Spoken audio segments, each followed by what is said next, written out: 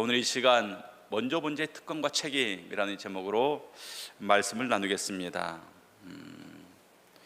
10절 말씀해 보니까 이 두 제자가 자기들의 집으로 돌아가니라. 여기서 말한 두 제자는 누굽니까? 베드로와 요한. 마리아가 빈 무덤에 가서 무덤이 열려있네, 무덤이 비어있네, 그 사실을 제자들에게 알렸어요. 그랬더니 베드로와 요한이 막 달려서 예수님의 무덤에 도착했습니다. 요한이 더 빨리 도착했어요. 근데 요한은 들어가지 않고 무덤 밖에서 무덤 안을 이렇게 들여다봤다 그랬죠. 그때 베드로가 들어와서 늦게 왔지만 먼저 무덤 속으로 쏙 들어갑니다. 그래서 무덤 안에서 빈 세마포와 예수님의 머리를 쌌던 두건을 발견하게 됩니다. 그리고 요한도 그때 이제 무덤에 따라 들어와서 그 상황들을 다 봐요. 그리고 10절 말씀, 이에 두 제자가 자기들의 집으로 돌아가니라. 자, 우리 한번 생각을 해볼게요. 예수님의 빈 무덤을 확인하고 돌아간 이 두 제자의 심정이 어떠했을까요? 제가 보기에는 심란했을 거예요. 왜? 주님의 부활에 대한 확신이 이 제자들에게 아직까지 없었기 때문에 그렇습니다. 무덤이 비어 있어요. 그런데 예수님께서 부활하셨다는 확신은 없어요. 자, 어떻게 우리가 그것을 알게 되느냐? 베드로와 요한이 무덤을 둘러보고 돌아갔을 때 마리아가 뭐하고 있었습니까? 무덤 밖에서 울고 있었다 말하고 있습니다. 만약에 이들이 빈 무덤을 보고 예수님의 부활을 확신했다면 마리아가 밖에서 울고 있을 때 위로했을 거예요. 울지 마라. 시신이 없어진 게 아니라 우리 주님께서 부활하셨다 하면서 마리아를 위로했을 것입니다. 말을 안 할 수가 없는 거죠. 그런데 이들이 아무런 말도 하지 않아요. 부활에 대한 이야기는커녕 무덤 안의 상황에 대해서도 이야기하지 않고 그냥 떠나갔던 것 같습니다. 자, 두 제자는 무덤 안에 들어가 봤는데 마리아는 계속 무덤 밖에 있었습니다. 제자들이 무덤 안에 들어갔다 나온 제자들이 마리아에게 뭔가라도 말을 해주면 좀 안정이 될 테고 진정이 될 텐데 아무 말도 해주지 않아요. 부활의 징조는 있는데 믿어지진 않고 뭐가 뭔지 모르겠고 그래서 그냥 갔습니다. 그래서 마리아도 답답한 마음에 무덤 속에 차마 들어가지는 못하고 몸을 구부려서 무덤 안을 들여다보게 됩니다. 근데 그때 마리아는 제자들이 보지 못했던 것을 이 마리아가 보게 됩니다. 무엇인가? 무덤 안에서 천사를 보았던 것입니다. 그래서 12절 말씀 보면 흰옷 입은 두 천사가 예수의 시체에 누웠던 곳에 하나는 머리편에 하나는 발편에 앉았더라. 두 천사가 예수님의 시신이 누웠다고 추정되는 그곳의 머리 쪽에 그리고 다리 쪽에 하나씩 있는 것을 마리아가 보게 됩니다. 자, 여러분들, 여기서 잘 들어야 됩니다. 여기서 중요한 것은 마리아가 천사를 봤다 이게 중요한 게 아니에요. 마리아가 천사를 봤다 이게 중요한 게 아니라 천사들이 제자들에게는 자기 자신을 나타내지 않고 마리아에게만 나타냈다 이게 중요한 거예요. 천사들이 앞서 두 제자들이 들어왔을 때 나타나지 않았습니다. 그리고 마리아가 무덤 안을 쳐다볼 때 나타났습니다. 원래부터 천사가 있었는데 두 제자가 못 보고 마리아만 보고 이게 아니라 두 제자가 왔을 때 천사가 나타나지 않았어요. 그러나 마리아가 봤을 때 천사들이 나타났다라는 것입니다. 그럼 우리가 여기서 생각을 해야죠. 왜 그랬을까? 왜 천사들이 제자들에게는 나타나지 않고 마리아에게만 나타났을까? 우리가 그 이유를 알기 위해서는 먼저 마리아의 모습을 살펴봐야 합니다. 11절 말씀 보니까 마리아는 무덤 밖에 서서 울고 있더니 울면서 구부려 무덤 안을 들여다보니, 자, 울면서 그랬어요. 울면서. 자, 그러면 우리가 이 울면서가 무슨 뜻인가를 알아야 되는데 이 헬라 클라이오라는 단어가 쓰는데 이 단어는 크게 울부짖다, 애통하다 그런 의미를 가지고 있습니다. 그러니까 지금 마리아가 무덤 밖에서 그냥 조용히 눈물 흘리면서 훌쩍훌쩍 우리 주님 어디 가셨나 이렇게 울고 있었던 게 아니라는 것입니다. 그 감정을 억제하지 못하고 통곡하면서 울고 있었다라는 것이에요. 마리아가 통곡하면서. 그러면 마리아는 도대체 왜 그렇게 통곡하면서 울었을까? 예수님의 시신이 없어졌기 때문에. 예수님의 시신이 없어진 것에 대해서 극도의 슬픔을 느끼고 있는 겁니다. 왜요? 예수님을 사랑했거든요. 그만큼 예수님에 대해서 뜨거운 마음이 있었기 때문에, 진심으로 진정으로 주님을 사랑했기 때문에 주님의 시신이 없어진 것에 대해서 애통하고 통곡하고 있는 겁니다. 우리 성도님들, 예수님 때문에 울어본 적 있습니까? 우리 성도님들 아마 다들 한두 번씩은 있을 것 같아요. 예수님을 너무나도 사랑하기 때문에. 그래서 그 사랑하신 그 주님께서 힘들어 하실 때, 주님의 몸된 교회가 고난 가운데 빠졌을 때, 우리들은 한 번씩 주님 때문에 울어본 경험이 있을 겁니다. 근데 이 눈물, 이 울음이 중요한 거예요. 오늘 초점은 이 마리아의 눈물에 있습니다. 울음에 있습니다. 다윗이 시편 56편 8절에서 성도의 눈물이 얼마나 귀한 것인가, 이것을 보여주고 있어요. 시편 56편 8절 말씀 우리 다 같이 한번 읽겠습니다. 시작. 나의 유리함을 주께서 계수하셨사오니 나의 눈물을 주의 병에 담으소서. 이것이 주의 책에 기록되지 아니하였나이까. 자, 다윗이 뭐라고 말하고 있습니까? 나의 눈물을 주의 병에 담으소서. 다윗은 주님께서 우리의 눈물을 담을 병을 가지고 있다, 이렇게 표현을 하고 있습니다. 눈물병이 있는지 없는지 이게 중요한 게 아닙니다. 성경이 이런 표현을 사용했다라는 게 중요한 거예요. 왜 눈물을 병에 담을까?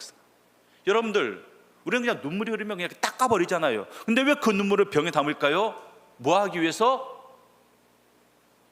보관하기 위해서. 보관하기 위해서 병에 담는 겁니다. 그러면 왜 보관할까요?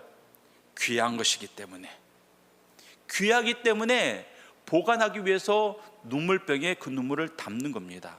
이 말은 주님께서 우리의 눈물을 그렇게 귀하게 여기신다라는 것입니다. 성도의 눈물이 그만큼 귀하다라는 것입니다. 사람의 눈물이 귀한 게 아니라, 인간의 눈물이 귀한 게 아니라 성도의 눈물, 성도의 눈물이 귀한 것을 성경은 말하고 있습니다. 그래서 성도가 이 귀하고 귀한 눈물을 흘렸을 때 주님은 그냥 내버려 두지 않습니다. 반드시 그 눈물에 대해서, 그 눈물이 헛되이 사라지지 않도록 그 눈물에 대해서 주님은 응답을 하십니다. 그래서 시편 126편 5절 6절 말씀 보면 이런 말씀이 있습니다. 5절을 제가 보고 6절을 여러분들이 있습니다. 눈물을 흘리며 씨를 뿌리는 자는 기쁨으로 거두리로다.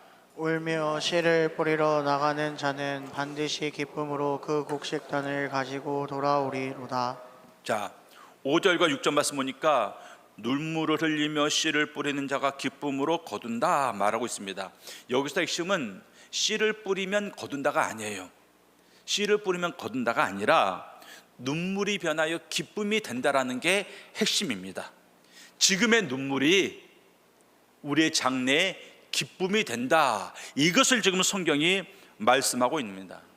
그러니까 우리가 이 구절을 보면서 오해하는 게 있는데, 이 씨를 뿌리는 게 눈물을 흘릴 만큼 고된 일이지만 그럼에도 불구하고 계속 우리가 씨를 뿌리면 나중에 기쁨으로 풍성하게 거두게 되는구나, 이걸 말하는 게 아니라는 거예요. 이걸 말하는 게 아니라, 지금 이 구절이 어떤 상황에서 주어졌습니까?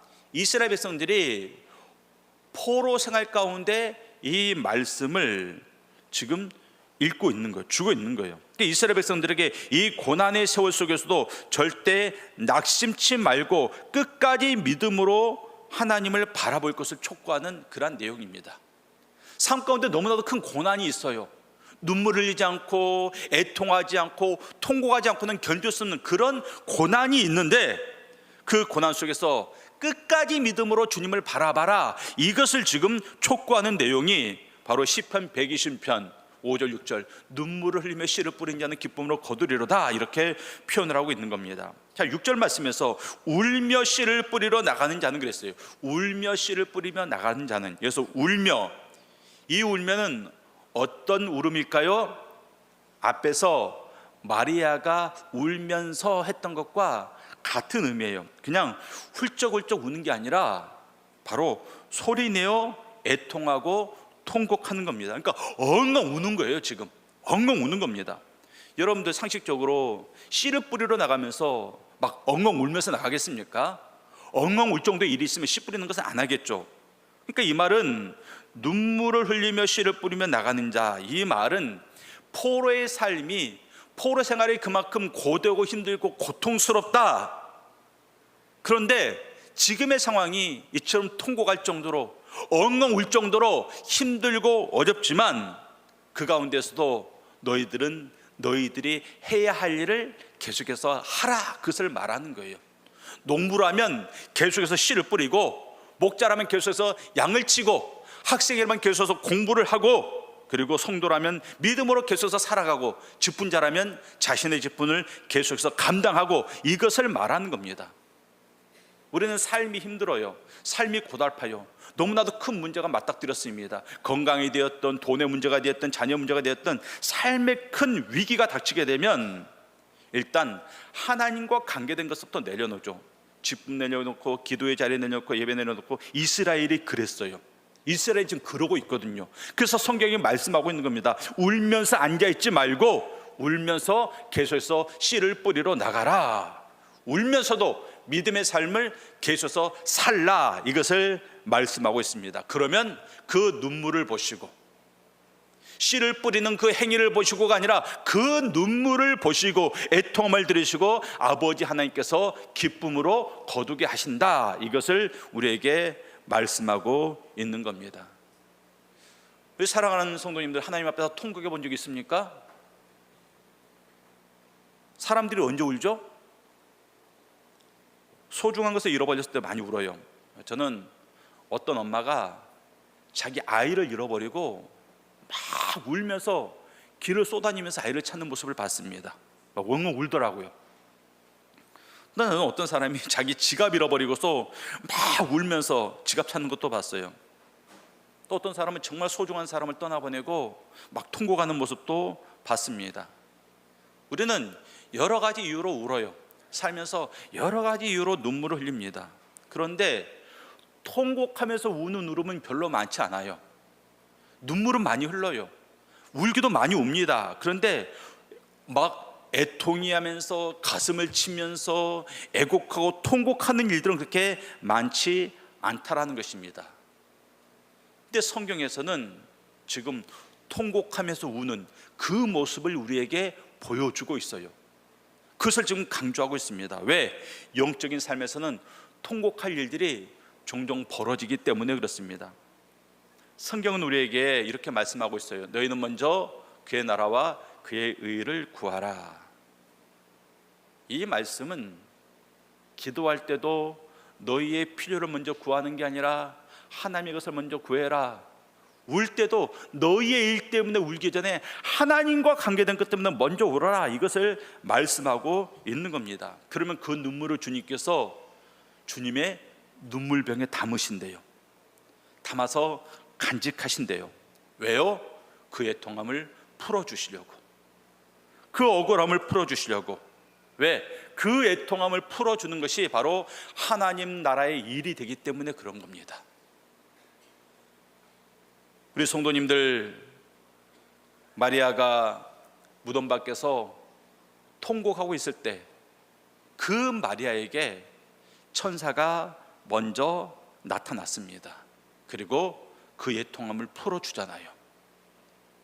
하나님의 기적을 맛보기를 원하시면 지금도 여전히 우리 삶 가운데 함께 하신 그 하나님의 역사를 체험하고 싶으시면 잠잠히 있지 말고 하나님을 향한 그 뜨거운 예절한 사랑 안에서 우리가 통곡할 수 있기를 바랍니다.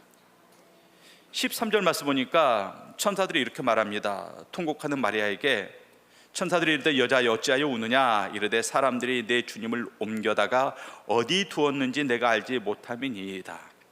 마리아가 통곡하는 것을 보고 천사가 물어봐요. 여자여 어찌하여 우느냐. 자, 그러면 여기서 질문 하나. 천사들이 여자에게 지금 이 마리아에게 물어보잖아요. 어찌하여 우느냐. 이것은 왜 우는지 몰라서 물어보는 걸까요? 그러한 질문입니까? 아니죠. 그러한 질문이 아닌 겁니다. 이 질문은 네가 이렇게 통곡하면서 애통할 일이 없는데 왜 통곡하고 있느냐, 그것을 말하는 거예요. 다시 말해서 시신이 없어진 게 아니라 예수님께서 이미 부활하셨는데 왜 그것도 모르고 슬퍼하느냐, 이것을 지금 지적하고 있는 것입니다. 그러니까 이미 이 마리아의 눈물은 이미 응답을 받은 거예요. 이미 부활하셨기 때문에. 그리고 그 마리아에게 이제 누가 나타납니까? 14절 말씀 보면 예수님이 나타나세요. 이 말을 하고 뒤로 돌이켜 예수께서 서 계신 것을 보았으나 예수이신 줄은 알지 못하더라. 예수께서 이르시되 여자여 어찌하여 울며 누구를 찾느냐 하시니 마리아는 그가 동산직인 줄 알고 이르되 주여 당신이 옮겼거든 어디 두었는지 내게 이르소서 그리하면 내가 가져가리이다. 마리아가 예수님을 딱 만났어요. 대화도 나누잖아요. 대화도 나누는데 어쨌다고요? 예수님을 알아보지 못했다, 그렇게 지금 성경이 말하고 있습니다. 예수님의 시신이 없어진 것을 놓고 통곡하며 울 정도로 주님을 뜨겁게 사랑했던 이 사람이 왜 그토록 사랑하는 주님의 눈앞에 있는데 알아보지 못했을까요? 얼굴만 본 게 아니라 대화도 나눴잖아요. 예수님이 부활하신 다음에 모습이 많이 바뀌었을까요? 아니에요. 못자국 창자국 그대로 있었잖아요. 많이 바뀌지 않았습니다.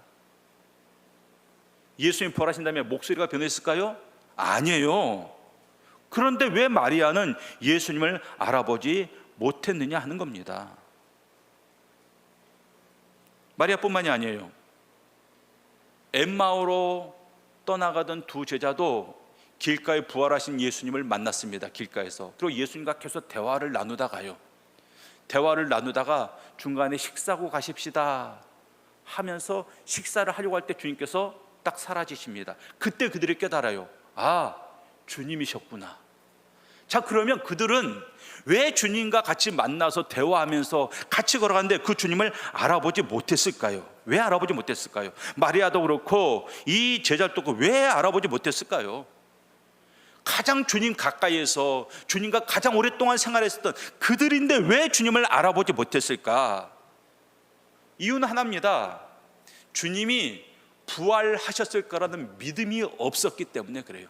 믿음이 없었기 때문에. 우리가 탕자의 비유를 통해서 부모의 유산을 먼저 받아가지고 떠나갔던 둘째 아들의 이야기를 알고 있습니다. 타향에 가서 돈 있는 동안은 그냥 막 쾌락을 즐기다가 돈이 다 떨어지니까 뭐합니까? 다른 의 종이 되었죠. 돼지를 치는 일을 하고 먹을 게 없으니까 돼지가 먹는 음식을 같이 먹으려고 했는데 그것조차도 주는 사람이 없다 그랬어요. 완전히 거지가 된 겁니다. 그때 이 탕자가 아버지의 집을 생각하고 이제 아버지의 집으로 돌아갑니다. 그런데 그 아버지가 저 멀리서 그 아들이 오는 모습을 보고 내 아들이구나 하고 알아봐요. 그래서 달려가서 아들을 부둥켜안고 막 뽀뽀하고 그렇습니다. 아들이 집을 떠날 때 모습과요, 지금의 모습은 완전히 바뀐 거예요. 그전에는 부잣집 도련님이었는데 지금 거지꼴로 왔거든요. 그전에는 잘 먹었는데 이제는 돼지가 먹을 것도 없어가지고 삐쩍 피골이 상접한 모습으로 왔습니다. 그것도 멀리서 보고 그 아버지는 아들을 알아봤습니다. 자, 그런데 왜 도대체 마리아와 제자들은 그 살아계신 주님을 알아보지 못했냐는 것입니다. 왜? 주님께서 부활하셨을 거라는 믿음조차가 아예 없었기 때문에 그래요. 그러니까 여러분들, 본다고 믿는 게 아니에요. 이들은 주님을 봤지만 못 믿었잖아요. 알아보지 못했잖아요. 본다고 아는 게 아닙니다. 우리가 하나님을 세상 가운데 보여주면, 예수님을 세상 가운데 보여주면 사람들이 하나님을 다 믿지 않겠느냐? 아니에요. 믿지 않아요. 본다고 믿는 게 아니기 때문에. 봐도 몰라요. 믿음이 없으면 봐도 모릅니다. 믿음이 없으면요, 들어도 몰라요. 믿음이 없으면 먹어보고 만져봐도 모릅니다. 믿음이 없으면. 우리가 예통할 때 주님은 나타나십니다. 그리고 물어보십니다. 내가 어찌하여 우느냐? 이 말씀은 이미 우리의 모든 삶의 상황을 주님께서 다 알고 계시다라는 것입니다. 그러면서 네가 어찌하여 우느냐? 이 질문은 네가 이제는 믿음을 가져라, 이것을 촉구하는 말입니다. 마리아야, 왜 네가 울고 있느냐? 네가 부활의 믿음을 가져야 되지 않겠느냐? 이것을 촉구하는 물음이 바로 내가 어찌하여 우느냐, 이것입니다. 우리 사랑하는 성도님들, 그런 주님을 믿으시고 그런 주님이 오실 때마다 내 삶 가운데 그 주님이 수시로 찾아오시거든요. 그 주님이 내 삶 가운데 찾아오실 때마다 그 주님을 만나고 주님이군요 인정하고 그 주님을 붙잡고 그 주님과 함께 대화하고 교제하고 춤추며 노래하는 우리 성도님들의 삶이 되실 수 있기를 바랍니다. 첫째로 천사들이 왜 마리아에게 먼저 나타났을까? 애통했기 때문에 그래요. 그럼 두 번째, 왜 천사들은 마리아에게 먼저 나타났을까? 왜 주님도 마리아에게 먼저 보였을까? 그것은 기쁜 소식을 전하기 위해서 그랬습니다. 18절 말씀, 막달라 마리아가 가서 제자들에게 내가 주를 보았다 하고 또 주께서 자기에게 이렇게 말씀하셨다 이르니라. 마리아가 아주 잘하는 게 있어요. 마리아의 장점, 그것은 주님과 관계된 소식을 아주 잘 전한다 이것입니다. 앞서 무덤이 비어있을 때도 마리아가 제자들에 가서 전했잖아요. 그 지금 마리아가 주님을 만나고 천사들을 만났을 때도 또 제자들에 가서 전하지 않습니까?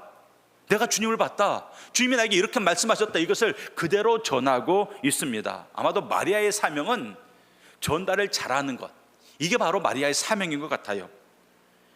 주님이 자신의 부활을 알리는 것이 목적이었으면 제자들에게 먼저 나타나는 게 이게 맞는 거죠. 주님이 제자들에게 먼저 나타나서 봐라 내가 부활했다, 이것을 먼저 보이는 게 가장 확실하잖아요. 뭐하러 한 사람 거쳐서 그것을 알리겠습니까? 그러니까 지금 이 주님의 부활을 단순히 알리는 것만이 목적이었으면 마리아에게 나타나지 않고 제자들에게 먼저 나타났을 거예요. 근데 제자들에게 나타나지 않고 마리아에게 나타났습니다. 그리고 마리아를 통해서 듣게 하십니다. 그래서 우리가 이 구절을 보면서 이런 생각을 해야 됩니다. 예수님이나 천사들이나 제자들에게 먼저 나타나지 않고 마리아에게 먼저 나타난 것은 단순히 이 소식을 전하라, 여기에 목적이 있는 게 아니구나 라는 것을 우리가 알게 됩니다. 그게 목적이면 직접 나타나면 되니까. 지금 주님은 마리아에게 은혜를 베풀고 있는 겁니다. 은혜를 베풀고 있는 거예요. 무덤이 비었다는 사실도 마리아가 맨 먼저 알았죠. 주님이 부활을 가장 먼저 마리아가 알았죠. 또 있습니다. 또 무엇을 마리아가 가장 먼저 알게 됩니까? 17절 말씀을 보세요. 17절 말씀. 자, 다 같이 있습니다. 시작. 예수께서 이르시되 나를 붙들지 말라. 내가 아직 아버지께로 올라가지 아니하였노라. 너는 내 형제들에게 가서 이르되 내가 내 아버지 곧 너희 아버지 내 하나님 곧 너희 하나님께로 올라간다라 하시니. 자, 지금 예수님께서 마리아에게 너는 이러이러하게 전해라 하는 이 전하라는 소식의 내용이 무엇에 대한 내용입니까? 두 글자로. 무엇에 대한 내용이에요? 보세요. 예? 그렇죠. 내가 아버지께로 올라간다. 승천에 대한 내용을 지금 말하고 있잖아요. 아직 제자들은 부활도 믿지 못하고 부활의 주님도 만나지도 못했는데 마리아는 이미 승천에 대한 소식을 듣고 있는 거예요. 부활을 넘어서 승천의 소식을 마리아는 먼저 듣고 있습니다. 이게 바로 마리아가 누리는 은혜예요. 왜 이것이 은혜가 되는가? 자, 주님의 표현을 잘 보세요. 내가 내 아버지 곧 너희 아버지, 내 하나님 곧 너희 하나님이라는 표현을 사용해요. 이게 어떤 의미가 있는 겁니까? 내 아버지 너희 아버지, 내 하나님 곧 너희 하나님.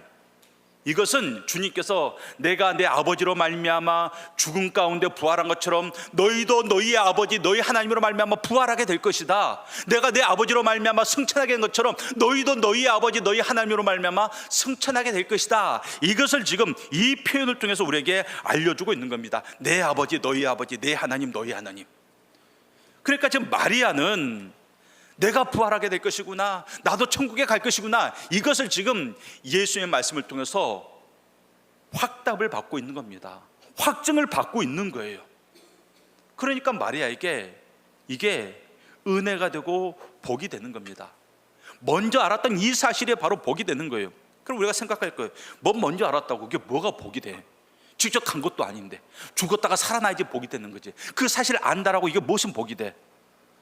한번 예를 들어 볼게요. 여기 삶이 너무나도 팍팍한 청년이 한 명 있다고 합시다. 너무나도 가난한 부모 밑에서 태어나가지고 제대로 배우지도 못하고 그 부모조차도 일찍 돌아가셨습니다.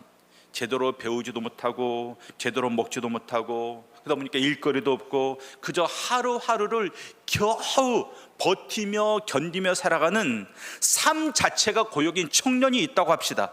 이 청년은 미래에 대한 꿈도 없어요. 그저 살아있으니까 그냥 사는 거예요. 살아있으니까 죽지 못해 사는 겁니다. 그런데 우연히 어떤 신사가 찾아오더니 자기도 모르는 먼 친척이 있는데 그 친척이 이 청년에게 수백억의 유산을 남겼다는 소식을 통보받게 됩니다. 그러면 그 소식을 듣기 전과 들은 후에 이 청년의 삶이 같은 삶일까요? 같은 삶입니까? 아니죠. 유산을 아직 전달받지 못했어요. 여전히 돈이 없어요. 여전히 집도 없습니다. 여전히 일거리도 없어요. 그런데 그 소식을 듣기 전과 그 소식을 들은 후에 여전히 없지만 소식 하나 때문에, 그 정보 하나 때문에 이 청년은 이미 다른 삶을 살고 있는 겁니다. 왜? 생각이 다르고 마음이 달라졌기 때문에 그래요. 마리아도 마찬가지입니다. 제자들보다 먼저 알았습니다. 부활의 소식도 먼저 알고요, 승천의 소식도 먼저 알게 되었습니다. 먼저 알았다는 그 사실 한 가지로 마리아는 이미 제자들보다 더 나은 삶을 살고 있는 겁니다. 부활과 천국에 대한 소망으로 가득한 삶을 이 마리아는 이미 살아가고 있는 것입니다.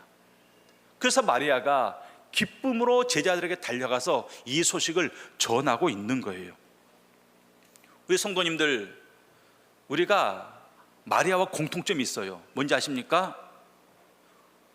우리도 주님을 먼저 알았습니다. 저 세상에 주님을 모르는 사람들이 저렇게 많은데, 우리 가족들 중에서, 우리 직장 동료들 가운데, 우리 이웃들 가운데, 우리 친지들 가운데 내가 먼저 주님을 먼저 알았습니다.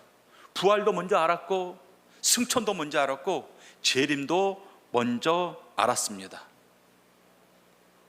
이게 우리 마리아와 우리의 공통점이에요. 근데 마리아와 우리의 차이점이 있습니다. 그래서 뭡니까? 마리아는 먼저 한 것을 늘 달려가서 전했어요. 늘 제자들에게 먼저 전했습니다. 근데 우리는 전하지 않고 있다라는 거예요. 우리는 전하지 않고 있다라는 겁니다. 사랑하는 성도님들, 여러분들이 이 시간 정말 지금도 살아계신 그 주님을 여러분들이 이 예배 시간을 통해서 주님을 만나시기 바랍니다. 그리고 주님을 여러분들 가장 가까이 있는 그 사람에게, 가정에 가서 자녀들에게, 가족에게, 또 이웃들에게 이 소식을 여러분들이 꼭 전할 수 있기를 바랍니다. 그래서 우리 모든 성도님들, 그리고 성도님과 관계된 그 모든 사람들이 또한 동일하게 주님께서 말씀하셨던 것처럼 주님의 아버지가 우리 아버지가 되고 주님의 하나님이 우리의 하나님이 되는 그날 은혜를 누리는 복된 인생들이 다 되시기를 주님의 이름으로 축원합니다.